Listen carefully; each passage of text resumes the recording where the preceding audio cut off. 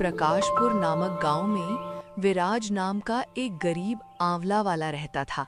वो आंवले बेचकर अपने परिवार का पालन पोषण करता था। गरीबी के कारण उसे अपने जीवन में बहुत सारी कठिनाइयों का सामना करना पड़ता था। आंवला ले लो, ताजे ताजे और रसीले आंवले। अरे भाई, ये आंवला कितने रुपए किलो है? आंवला 60 रुपए किलो है। अरे बाप रे, इतने महंगे आंवले! तुम्हारे आंवले में कोई कीमती हीरे जड़े हुए हैं क्या, जो तुम इतने महंगे बेच रहे हो? भाई ये अभी अभी बाग से तोड़ कर आए हैं, बिल्कुल ताजा हैं। और वैसे भी अब तो आंवले के दाम भी बढ़ गए हैं। नहीं, अगर 25 रुपए किलो देना है तो दो, वरना मैं कहीं और से ले लूंगा। 25 रुपए? ये तो बहुत ही कम है भाई, इतने में नहीं हो पाएगा। ठीक है, तो तुम अपने आंवले अपने पास रखो, मैं तो चला। ऐसा कहकर वो आदमी वहां से चला जाता है। आज मेरा एक भी आंवला नहीं बिका। पूरा दिन बीतने के बाद एक ग्राहक आया और वो भी चला गया। अब मैं क्या करूं? अरे विराज, क्या सोच रहे हो? नमस्ते मुखिया जी। हाँ हाँ नमस्ते। क्या हुआ? तुम किस सोच में डूबे हुए थे? मुखिया के पूछने पर विराज उन्हें सब कुछ बता देता है। इसके आंवले तो वाकई बहुत ही अच्छे हैं और ताजा हैं। वो आदमी बेवकूफ था। ऐसा करता हूँ, कम पैसों में मैं ही इसके आंवले खरीद लेता हूँ। ये सब सोचकर मुखिया जी बोलते हैं, ऐसा करो विराज, तुम मुझे ये आंवले 33 रुपए किलो के हिसाब से 8 किलो दे दो। ठीक है मुखिया जी, मैं अभी दे देता हूँ। ऐसा कहकर विराज मन में सोचता है, चलो, कम से कम मुखिया जी ने मुझसे बहुत ज्यादा तो पैसे कम नहीं करवाए। अब जो भी पैसे मिलेंगे मैं उन पैसों से घर की जरूरत का सामान ले लूंगा, क्योंकि खाली हाथ भी तो मैं घर नहीं जा सकता। बेवकूफ आदमी, इन लोगों से प्यार के 2 मीठे बोल क्या बोल दो, ये लोग अपना सब कुछ न्यौछावर कर देते हैं। फिर मुखिया जी आंवले लेकर वहां से चले जाते हैं और विराज भी अपना सामान समेटकर अपने घर की ओर निकल जाता है। अजी सुनते हो? अच्छा किया जो आप जल्दी आ गए। क्या हुआ मीरा, तुम इतनी परेशान क्यों हो रही हो? माँ की तबीयत बहुत खराब हो गई है, उन्हें बहुत तेज बुखार है। मीरा, तुम ये क्या कह रही हो? रुको, मैं अभी वैद्यराज जी को लेकर आता हूँ। फिर विराज वैद्यराज जी के पास चला जाता है। तभी रास्ते में बहुत तेज बारिश होने लगती है, लेकिन तब भी विराज अपनी माँ को बचाने के लिए जैसे तैसे करके वैद्यराज जी के पास पहुँच जाता है और उन्हें सारी बात बता देता है और वैद्यराज जी को अपने घर ले आता है। विराज, तुम्हारी माँ को बहुत तेज बुखार है। ये सिर्फ एक दवा से ही ठीक हो पाएगी, मगर वो दवा बहुत महंगी है। उसमें जिन जड़ी बूटियों का प्रयोग किया गया है वो आसानी से नहीं मिलती। वैद्यराज जी, आप पैसों की चिंता मत कीजिए, बस आप मेरी माँ को ठीक कर दीजिए। फिर वैद्यराज जी माँ को दवाई दे देते हैं और अपने घर चले जाते हैं। सुनते हो जी, आपके पास इतने सारे पैसे कहाँ से आए? आज मुखिया जी ने मुझसे काफी ज्यादा आंवले खरीद लिए थे। ये पैसे वहीं से आए थे। इसका मतलब सारे पैसे माँ की दवाइयों पर लग गए। हाँ मीरा, अब मेरे पास कुछ भी नहीं है। फिर ऐसे ही कुछ दिन बीत जाते हैं और विराज की माँ ठीक हो जाती है और उधर विराज के आंवले की बिक्री दिन ब दिन कम होती जा रही थी। वो रोजाना केवल 30 या 40 रुपए ही कमा पाता था। तो फिर एक दिन मीरा बोलती है, अजी सुनते हो, आज तो घर में कुछ भी खाने को नहीं है। तुम चिंता मत करो मीरा, मैं कुछ इंतजाम करता हूँ। बस भगवान आज अपनी कृपा दें और मेरे सारे आंवले बिक जाएं। ठीक है मीरा, मैं आंवले बेचने चलता हूँ। इतना कहकर विराज अपनी आंवले की टोकरी लेकर गांव में चला जाता है। आंवला ले लो, ताजा और रसीला आंवला। इस तरह विराज पूरे गांव में आंवले बेचता है, लेकिन शाम होने तक उसका एक भी आंवला नहीं बिकता। तो वो थक हार कर एक पेड़ के नीचे बैठ जाता है और मन में सोचने लगता है, सुबह से शाम हो गई, लेकिन अभी तक मेरा एक भी आंवला नहीं बिका। अब तो ये आंवले भी सड़ने लगे हैं। अब मैं क्या करूं? हे ईश्वर, मेरे जीवन की कठिनाइयां कब खत्म होंगी? विराज ये सोच ही रहा था कि तभी वहाँ से एक साधु महाराज गुजरते हैं। भिक्षाम देही, तुम 1 दोगे, ईश्वर तुम्हें 100 देंगे। प्रणाम साधु महाराज। साधु महाराज, क्या आपको कुछ चाहिए? हाँ पुत्र, मैं एक भिक्षुक हूँ और यहाँ लोगों से भिक्षा मांग रहा हूँ। कैसी भिक्षा साधु महाराज? पुत्र, मैं अपने शिष्यों के लिए भोजन इकट्ठा कर रहा हूँ, इसीलिए गांव-गांव लोगों से भिक्षा मांग रहा हूँ। पुत्र, अगर तुम चाहो तो अपनी खुशी से तुम भी कुछ थोड़ी सी भिक्षा दे सकते हो। क्षमा चाहता हूँ साधु महाराज, अभी मेरे पास आपको देने के लिए 1 रुपया भी नहीं है, और ना ही मेरे घर में आटा या कोई अनाज है जो मैं आपको दे सकूं, और ना ही मैंने आज सुबह से कुछ कमाया है। मेरे पास आपको देने के लिए कुछ भी नहीं है। पुत्र, क्या तुम मुझे ये आंवले दे सकते हो? बाबा की ये बात सुनकर विराज अपने मन में सोचने लगा। ये आंवले तो मैं साधु महाराज को दे ही सकता हूँ। वैसे भी शाम हो गई है और इनके बिकने की उम्मीद भी नहीं है। वैसे भी ये खराब हो जाएंगे, इससे अच्छा है कि किसी के पेट में चले जाएं तो ज्यादा अच्छा होगा। जी साधु महाराज, आप ये आंवले ले जाइए। विराज की बात मानकर साधु महाराज टोकरी से थोड़े से आंवले उठा लेते हैं। ये क्या साधु महाराज, आप इतने कम आंवले क्यों लेकर जा रहे हैं? आप सारे आंवले ले जाइए। पुत्र, अगर मैंने तुम्हारे सारे आंवले ले लिए तो तुम क्या बेचोगे? कोई बात नहीं साधु महाराज, मैं कल दोबारा आंवले तोड़कर बेच दूंगा। आप इन्हें ले जाइए। पुत्र, मैं इतनी बड़ी टोकरी कैसे लेकर जाऊंगा? साधु महाराज, आप मुझे बताइए आपको कहाँ जाना है, मैं इन्हें वहीं पहुंचा देता हूँ। ठीक है पुत्र, चलो तुम मेरे साथ। इतना कहकर साधु महाराज विराज को लेकर जंगल की ओर चले जाते हैं। कुछ देर चलने के बाद वो उनकी कुटिया में पहुंच जाते हैं। धन्यवाद पुत्र। अरे साधु महाराज, धन्यवाद की कोई बात नहीं है, ये तो मेरा फर्ज था। मेरा आशीर्वाद तुम्हारे साथ है, तुम सदैव खुश रहो। अगर आप बुरा ना माने तो मैं आपसे एक बात पूछ सकता हूँ? पूछो पुत्र, क्या पूछना है तुम्हें? साधु महाराज, आपने आंवले तो ले लिए, लेकिन क्या आप लोगों को केवल खाने में आंवले ही खिलाएंगे? नहीं पुत्र, दरअसल मैंने सब्जी और अनाज तो पहले से ही जमा किया हुआ था और फिर मैं आंवले की ही तलाश में निकला था। साधु महाराज, ये तो बहुत ही अच्छा हुआ, मेरे आंवले आपके काम आ जाएंगे। ठीक है बाबा, अब मैं चलता हूँ। पुत्र रुको, मैं तुम्हें कुछ देना चाहता हूँ। ये लो, इसका नाम मणि है। आज से ये चिड़िया तुम्हारी हुई। चिड़िया? पर मैं इसे कैसे ले सकता हूँ? ये तो आपकी है। जब तुमने बिना किसी फायदे के मुझे अपनी पूरी आंवले की टोकरी दे दी, तो मैं क्या तुम्हें एक चिड़िया भी नहीं दे सकता? पर साधु महाराज, मैं इस चिड़िया का क्या करूँगा? ये कोई आम चिड़िया नहीं है पुत्र, ये एक विशेष चिड़िया है। ये तुम्हारे भाग्य की सूचक है। जब तक ये तुम्हारे साथ रहेगी तब तक तुम्हारा भाग्य चमकता रहेगा। लेकिन ध्यान रहे, इसकी सच्चाई किसी को पता नहीं चलनी चाहिए। फिर विराज मणि चिड़िया को लेकर अपने घर की तरफ निकल पड़ता है। तो रास्ते में मणि चिड़िया बोलती है, विराज, साधु महाराज ने जो कहा उसका ध्यान रखना। ये बात किसी को पता मत लगने देना कि मैं एक विशेष चिड़िया हूँ। ठीक है दोस्त, मैं वादा करता हूँ, मैं ये सच कभी किसी को नहीं बताऊंगा। इतना कहकर विराज मणि चिड़िया को अपने घर ले जाता है। अजी, आप इस चिड़िया को कहाँ से लेकर आए हो?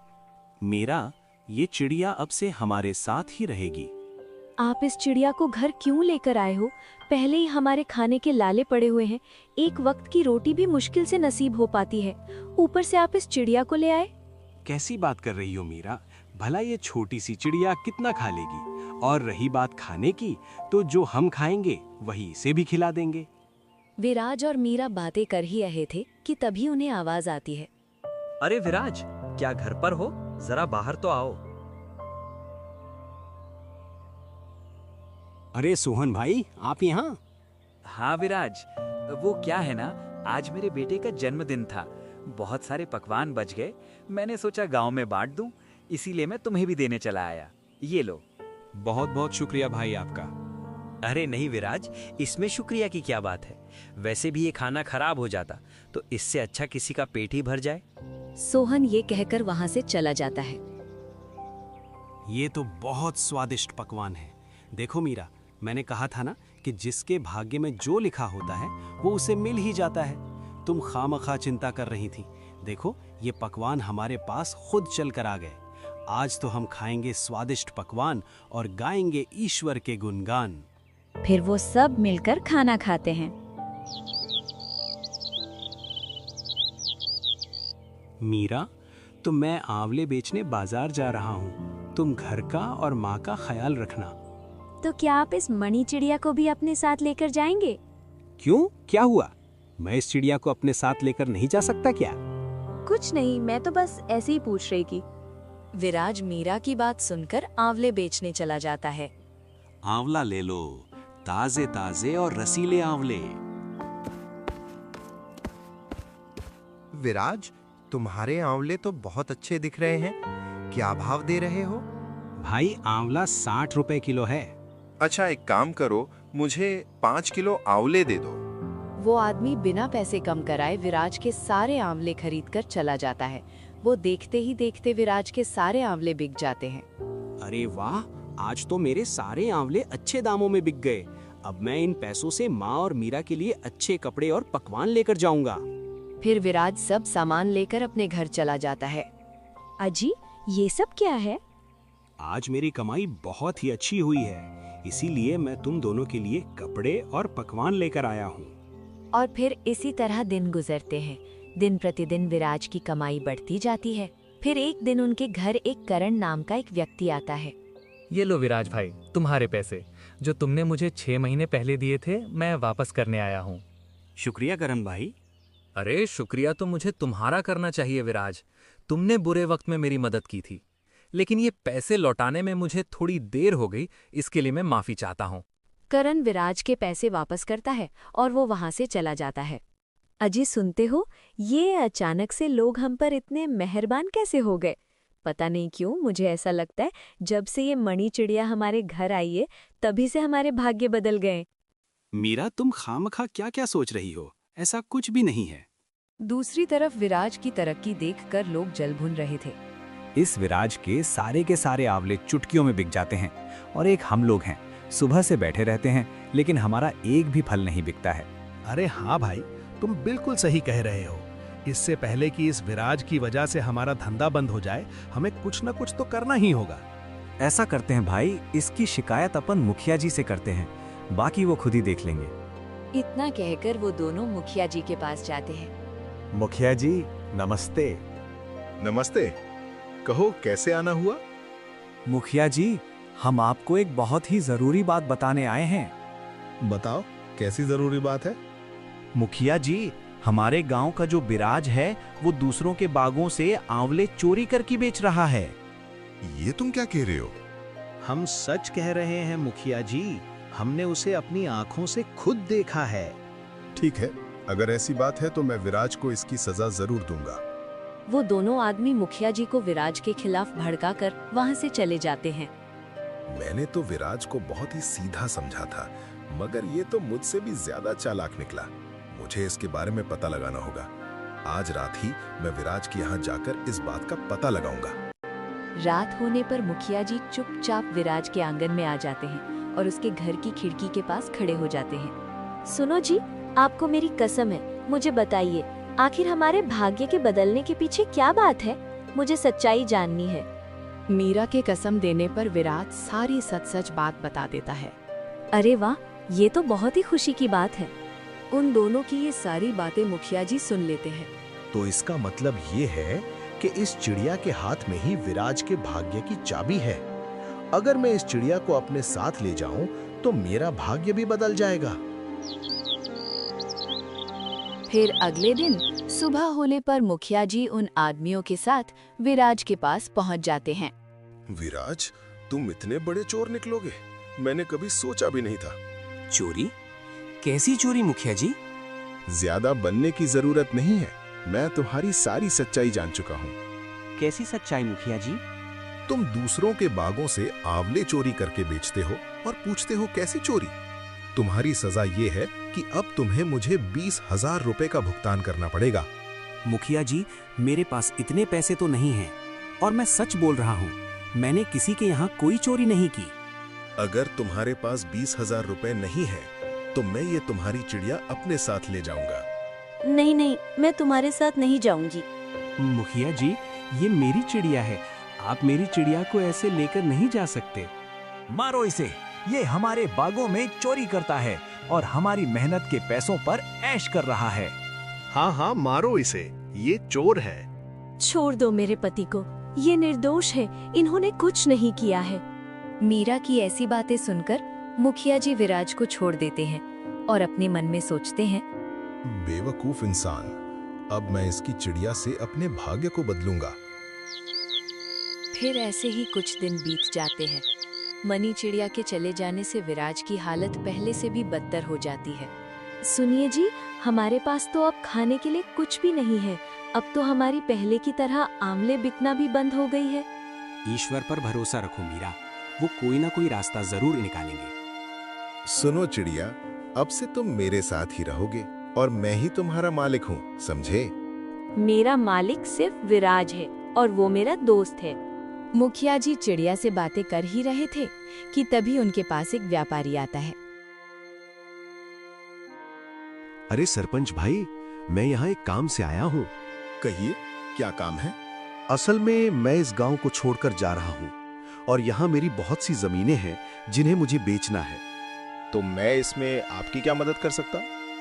यही कि अगर आप मेरी सारी जमीनें खरीद लें तो बहुत अच्छा होगा, क्योंकि आपके सिवा इस गांव में मेरी इतनी सारी जमीनें कोई नहीं खरीद सकता। फिर मुखिया जी उस व्यापारी की जमीनों को कम कीमत पर खरीद लेते हैं और कुछ दिनों में उन जमीनों को 2 गुनी कीमत में बेच देते हैं। अरे वाह, ये चिड़िया तो वाकई किस्मत की चाबी है। मुझे इसे सबसे छुपा कर रखना होगा, वरना इसे कोई भी लेकर जा सकता है। फिर ऐसे ही कुछ दिन बीत जाते हैं तो एक दिन मुखिया जी से पिंजरे का गेट खुला ही रह जाता है और चिड़िया मौका पाते ही वहां से उड़ जाती है। जब थोड़ी देर बाद वो मुखिया जी आते हैं तो पिंजरे को खाली देखकर वो हैरान हो जाते हैं। अरे ये क्या, वो चिड़िया कहाँ चली गई? अभी सरपंच जी उस चिड़िया को ढूंढ ही रहे थे कि तभी वही व्यापारी वहां आता है। मुखिया जी, आपने चालाकी से मेरी सारी जमीनों को कम कीमत पर हड़प लिया। मैं आपको नहीं छोड़ूंगा। मैं आपकी सारी सच्चाई गांव वालों को बताऊंगा। नहीं, ऐसा मत करो, मैं बर्बाद हो जाऊंगा। मैं तुम्हें तुम्हारे सारे पैसे देने के लिए तैयार हूँ। इतना कहकर मुखिया जी उस व्यापारी के पूरे पैसे उसे दे देते हैं। पैसे लेकर व्यापारी वहां से चला जाता है। मैंने विराज की चिड़िया छीनकर उसके साथ बहुत बुरा किया। शायद मुझे आज उसी पाप की सजा मिली है। अजी, आप कहाँ जा रहे हो? मैं जंगल की तरफ जा रहा हूँ मीरा, बस थोड़ी देर में आता हूँ। इतना कहकर विराज जंगल की ओर निकल जाता है। प्रणाम साधु महाराज। आयुष्मान भव पुते। साधु महाराज, मैं यहाँ आपको कुछ बताने आया हूँ। मैं जानता हूँ पुत्र, तुम्हारे साथ क्या हुआ है। मगर कैसे बाबा? मैंने बताया है विराज। तुम यहाँ, तुम्हें तो मुखिया ले गया था ना? हाँ दोस्त, मगर मैं उसके पास से भाग आई। मणि चिड़िया विराज को सारी बात बता देती है। विराज, मैंने तुम्हें इसीलिए मना किया था कि इस विशेष चिड़िया के बारे में तुम किसी को पता मत चलने देना, वरना सभी इस चिड़िया के पीछे पड़ जाएंगे। क्षमा कीजिए साधु महाराज, मुझसे गलती हो गई। मुझे मजबूरी में मीरा को मणि चिड़िया के बारे में बताना पड़ा था। कोई बात नहीं पुत्र, गलती इंसान से ही होती है। ये चिड़िया मैं तुम्हें वापस करना चाहता हूँ और आशा करता हूँ कि तुम दोबारा कोई गलती नहीं करोगे। धन्यवाद साधु महाराज, मैं वादा करता हूँ कि मैं दोबारा ऐसी कोई गलती नहीं करूँगा। रानी चिड़िया को पाकर विराज का भाग्य दोबारा चमक जाता है और वो दिन प्रतिदिन अमीर होता जाता है।